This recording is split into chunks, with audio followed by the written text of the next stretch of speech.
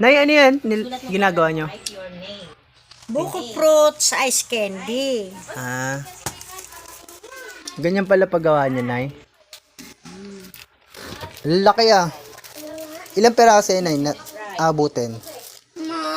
Na Mga 60? Mga 100? porme sa magagawa mo. Pero Puro yan, Nay? sabaw. Ah, sabaw ng... Yog. Sabaw ng nyog? O, tsaka gatas. Ah. Kaya mata. Evaporated. Evaporate.